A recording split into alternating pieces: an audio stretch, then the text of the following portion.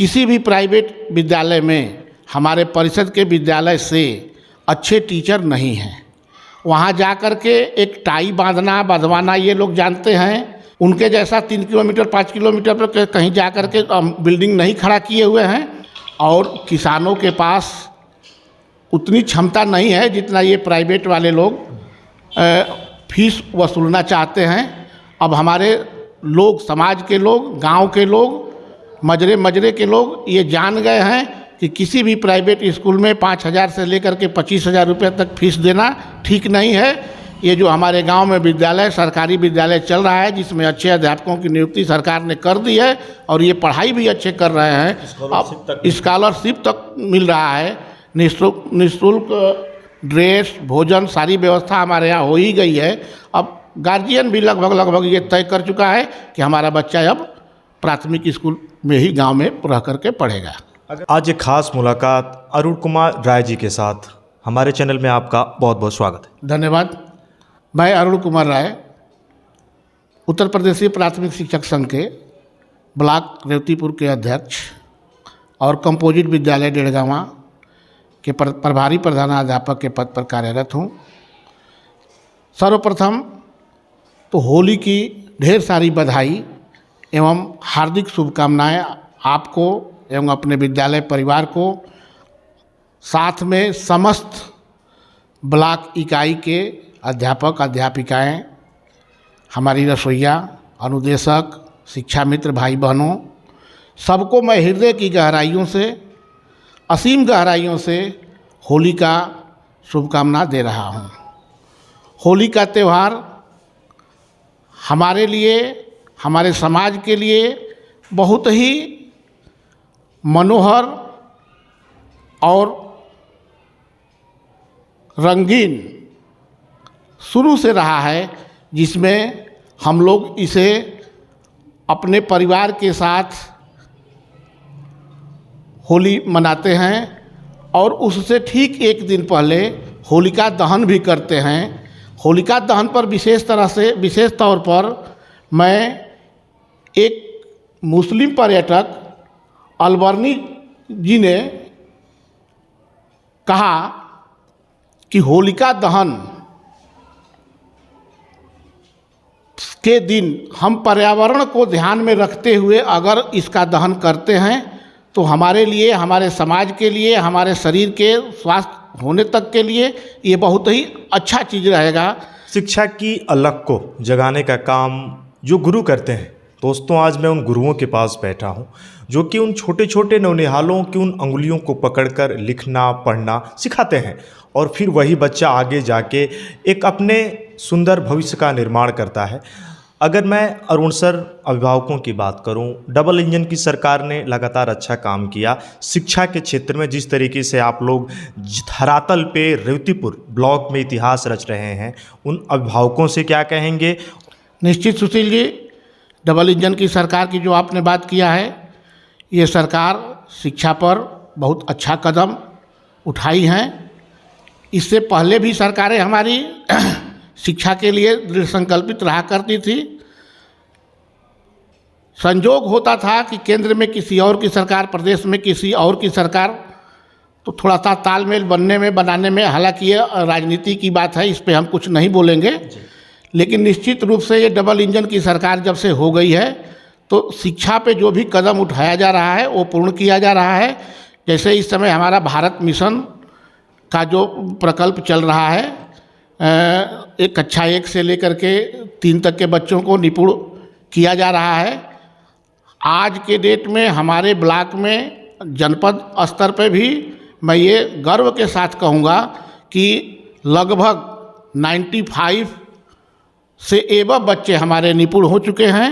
Private विद्यालयों की बात करें जो कि अंग्रेजी माध्यम का खुद को कहते हैं, ड्रेस हो, फीस हो, बुक हो, लेकिन आज धारणाएं बदल गई हैं। धरातल पे लोग समझ चुके हैं क्योंकि आने वाले भविष्य में वही बच्चे सरकारी विद्यालयों में जाते हैं, विश्वविद्यालयों में जाते हैं और अब सरकारी विद्यालयों की जो दशा है वो सुधर चुकी है, मगर प्राइवेट विद्यालयों की क्या कहेंगे? निश्चित सुशील जी, ये बात जो आपने रखा इसमें दम है। तक रहा प्राइवेट विद्यालयों की बात, तो मैं गर्व के साथ ये कह सकता हूँ कि किसी भी प्राइवेट विद्यालय में हमारे परिषद के विद्यालय से अच्छे टीचर नहीं हैं। अरे यहाँ भी जब से सरकार के द्वारा या जब से विभाग के द्वारा बच्चों को जूता फ्री निःशुल्क ड्रेस बैग सारी चीज़ें मिलने लगी, अब हमारे भी बच्चे किसी भी प्राइवेट विद्यालय से कम नज़र नहीं आते हैं। रहा सवाल कि हम लोग गांव-गांव में हैं, मजरे में हैं, बस लगाना उचित नहीं है। एक वही कमी रह गई है कि हमारे प्राथमिक विद्यालय में अभी बस नहीं लगा है। इसलिए नहीं लगा है कि हम लोग मजरे में हैं, उनके जैसा 3 किलोमीटर 5 किलोमीटर पर कहीं जा कर के बिल्डिंग नहीं खड़ा किए हुए हैं। जो हमारा संसाधन है उसमें हम सुचारू रूप से अपने बच्चों को शिक्षा देने का काम बढ़िया से कर रहे हैं और हमारे बच्चे प्रफुल्लित हो रहे हैं। आज से मैं 25 वर्ष पहले अगर चलूं तो ये ज़रूर देखने को मिलेगा कि जो भी उत्तर प्रदेश में या भारत लेवल पे सबसे बड़ा पद जो होता है IAS का होता है, अगर उसको देखा जाए तो हमारे प्राथमिक से पढ़े हुए ही बच्चे IAS बने हुए हैं, आज भी हैं, उनकी संख्या अधिक है और अब ये भविष्य में भी रहेगी, मेरा ये आपसे वादा है। अगर अरुण सर बेबाकी से आप बात करते हैं और शिक्षा के क्षेत्र में मैं कहूँ तो गाजीपुर जनपद के लिए एक बहुत बड़ा आप नाम है। बच्चा एक में पढ़ता है, LKG में पढ़ता है, प्राइवेट विद्यालयों में 2000-3000 फीस मुँहमांगी फीस ली जाती है और जिस विद्यालय में बच्चा पढ़ता है वहीं से किताब खरीदना है, वहीं से कॉपी खरीदनी है। अगर मैं कहूँ कि उनके शिक्षा का अगर मैं कहूँ कहाँ से वो पढ़ाते हैं, 2-2 हज़ार फीस लगती है। सरकारी विद्यालयों की तो बात ही छोड़, जो आप क्या करते हैं उनको भी आप क्या कहेंगे? रहा सवाल अर्थ की, तो अर्थ जो है निश्चित रूप से भारत हमारा सामान्य परिवार का देश रहा है, किसान का देश रहा है और किसानों के पास उतनी क्षमता नहीं है जितना ये प्राइवेट वाले लोग फीस वसूलना चाहते हैं। अब हमारे लोग, समाज के लोग, गांव के लोग, मजरे के लोग ये जान गए हैं कि किसी भी प्राइवेट स्कूल में 5,000 से लेकर के 25,000 रुपये तक फीस देना ठीक नहीं है। ये जो हमारे गांव में विद्यालय, सरकारी विद्यालय चल रहा है जिसमें अच्छे अध्यापकों की नियुक्ति सरकार ने कर दी है और ये पढ़ाई भी अच्छे कर रहे हैं, अब स्कॉलरशिप तक मिल रहा है, निःशुल्क ड्रेस, भोजन, सारी व्यवस्था हमारे यहाँ हो ही गई है। अब गार्जियन भी लगभग ये तय कर चुका है कि हमारा बच्चा अब प्राथमिक स्कूल में ही गांव में रह करके पढ़ेगा। अगर मैं कहूँ सर, प्राइवेट विद्यालयों में भौकाल बहुत ज़्यादा है और 1 या 2 साल जितना पैसा आप वहाँ बर्बाद करते हैं, आपका बच्चा अगर प्राथमिक में आए तो अगर वो बड़ी डिग्रियाँ भी ले तो आसानी से उसे प्राप्त कर सकता है, पैसा भी नहीं लगेगा। निश्चित प्राथमिक विद्यालय में, और देखिए सुशील जी, मैं ये स्पष्ट कर दूं कि ज़मीन आसमान का जो अंतर होता है वो अंतर है प्राथमिक विद्यालय के बच्चों में और प्राइवेट के स्कूलों के बच्चों में। और शिक्षक में तो कोई तुलना ही नहीं है।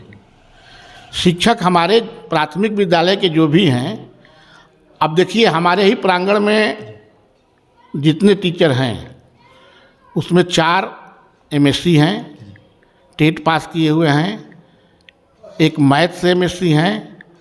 अब आप ही बताइए, जो पढ़ करके अच्छा अंक से टेट पास किया है, मैं MSc की डिग्री लिया है, BSc की डिग्री लिया है, यूनिवर्सिटी बिलोंग किया है, वो अच्छा पढ़ाएगा कि जो आदमी किसी तरह से पास होकर के और सोर्स के बल पर प्राइवेट स्कूलों में जा कर के शिक्षा देने का काम कर रहा है, वो अच्छा पढ़ाएगा? तो हम तो ये मानते हैं कि प्राथमिक विद्यालय के अध्यापक, व्यवस्था, रहन सहन अब बिल्कुल एकदम सही हो गई है, दिशा इसका बहुत बढ़िया चल रहा है। गार्जियन भी अब हमारे यहाँ आने लगे हैं। बीच में ज़रूर कुछ कहीं ना कहीं से थोड़ा सा हम डिमोरलाइज हुए थे, लेकिन अब मैं उसको सही कर लिया हूँ। अरुण जी से आज खास मुलाकात हुई और बेबाकी से सर ने बताया हर गांव में ये व्यवस्थाएं हैं, सरकार ने इसको सुचारू रूप से लागू किया है और अध्यापकों ने भी पूरी तरीके से कर्तव्यनिष्ठा के साथ अमली जामा पहना दिया है। होली पर आप लोगों को क्या संदेश देंगे? होली पर मैं सबको अपने हृदय की गहराइयों से धन्यवाद ज्ञापित करते हुए बधाई एवं शुभकामनाएं दे रहा हूँ। शिक्षा जगत के सजग प्रहरी के रूप में लगातार अरुण कुमार राय जी ने शिक्षा के क्षेत्र में लगातार अध्यापकों से अभिभावकों से मिलते हैं और साथ में गांव के उन पगडंडियों तक जाकर उन माता पिता से मिलना ताकि उनके बच्चों का रहन सहन और शिक्षा सही से चल सके। एक खास मुलाकात गाजीपुर जिले के अरुण कुमार राय जी के साथ। सर, आपने इतना समय दिया, आपका बहुत बहुत धन्यवाद। आपको भी बहुत बहुत धन्यवाद सुशील जी। आपने मुझे और आगे बढ़ने के लिए प्रेरित किया और मैं आपसे ये वादा कर रहा हूँ कि शिक्षा के क्षेत्र में निश्चित रूप से अगले सत्र से मैं बहुत अच्छा प्रयास करके अपने विद्यालय को और विद्यालयों को भी आगे बढ़ाने के लिए प्रेरित करूँगा।